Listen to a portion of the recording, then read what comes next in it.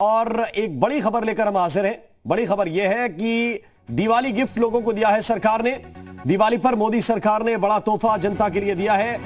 Petrol और diesel पर excise duty सरकार ने घटा ली है। पेट्रोल 5 रुपए और डीजल 10 रुपए सस्ता हुआ है। यह बड़ी खबर है। इस वक्त की महंगाई से जनता परेशान थी। पेट्रोल और डीजल के बढ़े हुए दाम परेशान कर रहे थे जनता को। इन सब के बीच ये बड़ी खबर है कि मोदी सरकार ने अपनी एक्साइज ड्यूटी कम कर दी है और ये जो घटी हुई कीमतें हैं, बदली हुई कीमतें हैं, वो रात 12 बजे के बाद लागू हो जाएंगी। पेट्रोल 5 रुपए और डीजल 10 रुपए प्रति लीटर सस्ता हो जाएगा। इसके बाद एक्साइज ड्यूटी सरकार ने घटाई है। हालांकि आपको यह जरूर बता दें कि जो मार्केट प्राइस है वो इस पर रिफ्लेक्ट करता रहेगा, यानी दाम ऊपर नीचे होते रहेंगे जिस हिसाब से अभी होते हैं। लेकिन एक्साइज ड्यूटी में पेट्रोल पर 5 रुपए और डीजल पर 10 रुपए की कटौती की गई है। 5 रुपए पेट्रोल और 10 रुपए डीजल सस्ता हुआ है। राहुल मिश्रा हमारे संवाददाता ज्यादा जानकारी के साथ इस वक्त हमारे साथ जुड़ गए हैं। राहुल, एक्साइज ड्यूटी घटाई है, दिवाली पर तोहफा माने जनता के लिए? सही कह रहे हैं आप। सीधे तौर पे दिवाली की पूर्व संध्या पर एक बड़ी सौगात यहाँ पर कहा जाए कि सरकार की तरफ से दिया गया है। 5 रुपए पेट्रोल और डीजल में 10 रुपए क्रमशः यहाँ पर जो घटाया गया एक्साइज ड्यूटी, जिसे उत्पाद शुल्क कहते हैं, ये इसको जब घटाया गया तो ये कहीं सीधे तौर पे आम जनता को एक बड़ी राहत यहाँ पर सरकार की तरफ से दी गई है।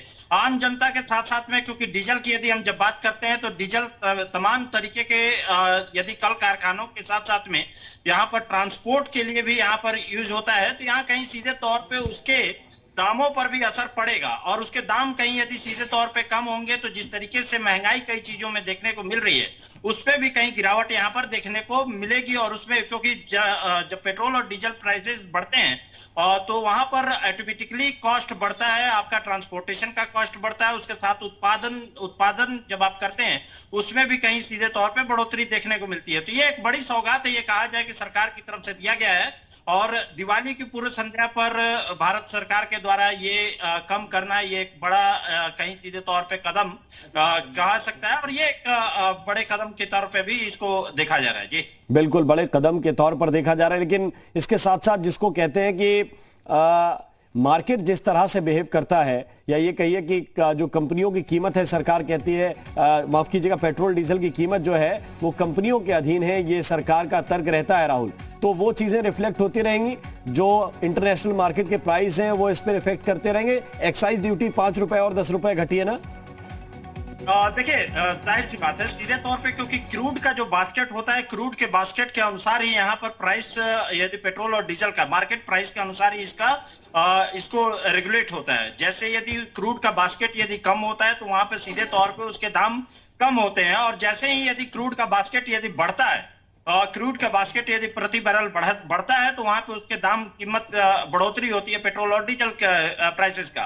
देखिए, पेट्रोल और डीजल के प्राइसेस की दाम यदि बढ़ते घटते हैं तो उससे कई चीजें, इन्फ्लेशन पे खास तौर पे इसका असर होता है। मैं जो चीज बता रहा था, क्योंकि ट्रांसपोर्टेशन जब बढ़ेगा तो जाहिर सी बात है कि इन्फ्लेशन वहां पर देखने को मिलेगा, तमाम कमोडिटीज में इन्फ्लेशन देखने को मिलेगा, उसमें कहीं सीधे तौर पे बढ़ोतरी देखने को मिलेगी, कमोडिटीज के प्राइस बढ़ते हैं। और क्योंकि फैक्ट्रीज ये कहा जाए, बड़ी बड़ी जो कल कारखाने हो, कहीं डीजल ईंधन से